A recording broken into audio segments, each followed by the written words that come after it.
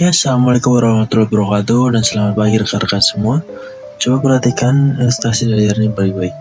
Ini adalah mimpi buruk bagi siapa yang bekerja di dunia teknik, baik itu insinyur, perancang maupun mekanik di lapangan. Kita melihat suasana bengkel yang sibuk, alat-alatnya lengkap, dan seorang mekanik yang seharusnya kompeten. Namun, lihat ekspresinya, frustasi, bingung. Di tangannya ada sebuah bracket logam yang sedang ia coba pasang ke blok mesin. Dia merasa bentuknya sudah benar, dia merasa posisinya sudah tepat, lalu dia memaksanya sedikit dan ada bunyi krak. Suara itu adalah suara gagalan, komponen patah, pemasangan gagal total. Terus siapa yang salah? Apakah mekaniknya yang ceroboh? Atau jangan-jangan instruksi yang dia pegang? Gambar teknik yang menjadi panduannya bersifat ambigu. Di sini letak masalah utamanya. Itu adalah komunikasi. Dalam teknik mesin, kita tidak berkomunikasi dengan puisi atau prosa, yang berkomunikasi lewat garis dan gambar. Jika bahasa dalam gambar itu salah terjemahkan, maka kehancuran seperti ilustrasi ini konsekuensi pastinya. Ilustrasi berikut mempertegas konsekuensi tadi. Ada patah lama, the devil is in the details. Di teknik mesin, saya sedikit menjadi kesalahan kecil dalam gambar sama dengan kerugian besar dalam realita. Lihat tumpukan uang yang terbang itu bukan sekedar metafora. Bayangkan jika komponen yang patah tadi adalah prototipe mesin balap yang dibuat dari bahan titanium seharga puluhan juta rupiah. Atau bayangkan jika kesalahan dimensi 0, mm saja pada sebuah gear transmisi menyebabkan ribuan unit mobil harus ditarik kembali atau recall dari pasar. Kesalahpahaman dalam membaca gambar teknik bukannya soal benda tidak pas, ini soal biaya produksi yang membengkak, waktu terbuat sia-sia, dan paling fatal dari risiko keselamatan pengguna. Lantas, bagaimana memecahkan masalah kompleks tersebut? Mari kita lihat realita pekerjaan saat ini. Panel kiri, kita melihat dunia engineer atau perancang. Kita bekerja dengan software CAD atau computer aided design yang canggih. Kita bisa menggambar benda 3D, melihat dari segala sudut, dan melakukan zoom hingga detail kecil. Dunia kita adalah dunia digital 3 dimensi yang sempurna, namun lihat pada ini adalah dunia produksi atau manufaktur, operasi mesin bubut, teknisi las atau mekanik perakitan. Mereka tidak selalu membawa komputer 3 dimensi ke meja kerja yang penuh oli. Mereka bekerja berpandukan selembar kertas 2 dimensi atau gambar kerja atau blueprint. Tugas kita sebagai calon pendidik atau nantinya adalah ahli atau insinyur adalah menjadi jembatan antara kedua dunia ini. Kita harus mengamankan benda 3 dimensi kompleks menjadi 2 dimensi yang informatif. Yang penting metode untuk melakukan konvergensi itu disebut proyeksi.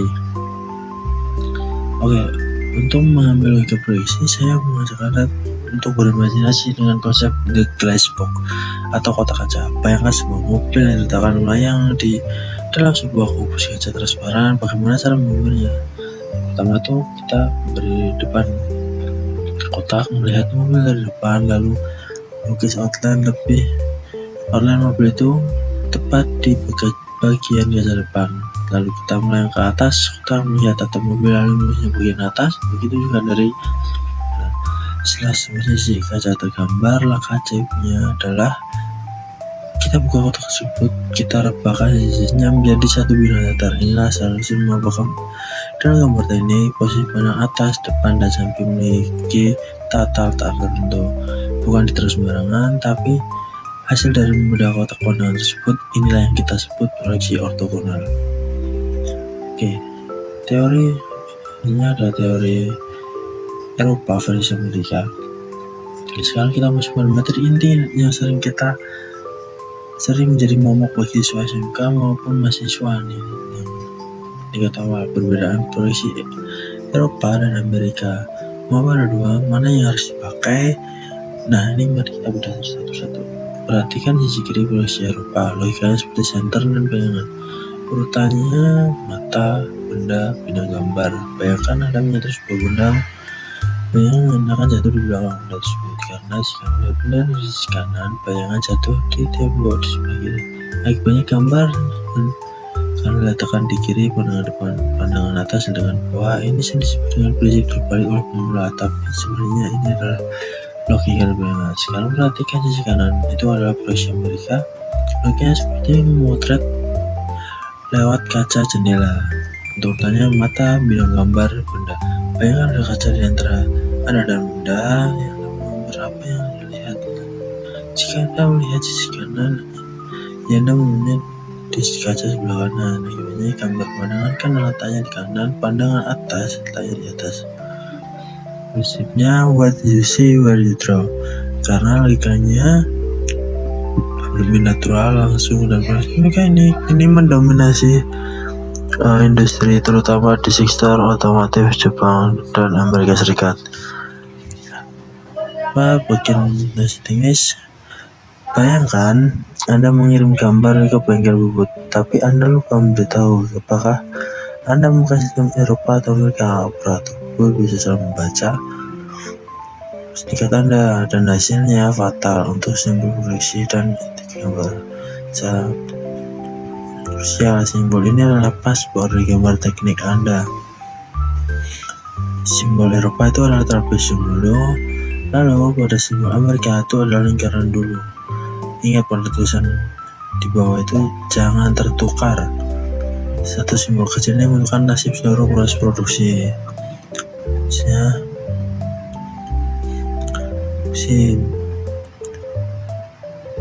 Terusnya studi kasus, mari kita aplikasikan teori tadi pada komponen yang real yang sering kita temui, yaitu adalah pada dunia otomotif kita. Yang pertama itu adalah piston. Di sini kita menggunakan standar produksi Amerika atau bisa dibilang kuadran 3. Lihat kerapian data-datanya. Tampak ke depan atau front view itu menunjukkan profil utama piston. Lalu tampak atas atau top view itu posisi bersihnya vertikal di atas dan ke depan, garis putus-putus atau garis bantu bersih menunjukkan bahwa lebar diameter di atas sama persis dengan lebar di bawah. Tambah samping kanan atau right view itu posisi sebelah kanan. Di sini kita bisa lihat detail lubang brisbane atau penapisan yang tidak terlihat jelas dari depan. Perhatikan ke garis miring 45 derajat di sudut kanan atas itu bukan hiasan, itu adalah garis meter atau garis bantu transfer ukuran. Ini ada gambar yang presisi, standar, dan informatif.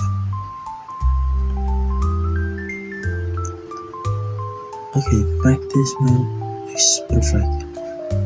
Rekan-rekan sekalian, mempelajari teknik itu memang terasa rumit di awal. Membayangkan benda 3 dimensi di dalam kepala, lalu menuangkannya ke kertas 2 dimensi ini membutuhkan kecerdasan spasial yang tinggi atau kemampuan kalian untuk membayangkan benda tersebut.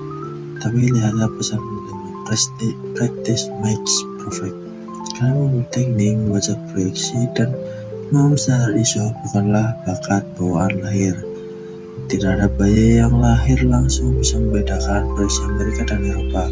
Ini adalah skill yang diasah. Semakin sering Anda berlatih menggunakan jangka, semakin sering Anda menarik garis dengan penggaris siku, dan semakin sering Anda membelah gambar mungkin, maka intuisi teknik Anda itu akan semakin tajam.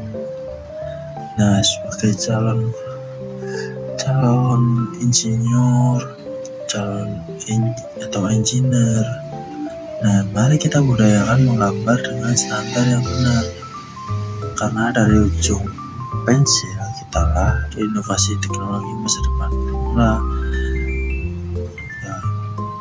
Terima kasih atas perhatiannya. Mungkin saja yang bisa saya sampaikan. Intinya selanjutnya kalian bisa untuk memulai belajar mandiri, mencoba-nyoba dari apa yang saya sampaikan. Wassalamualaikum warahmatullahi wabarakatuh.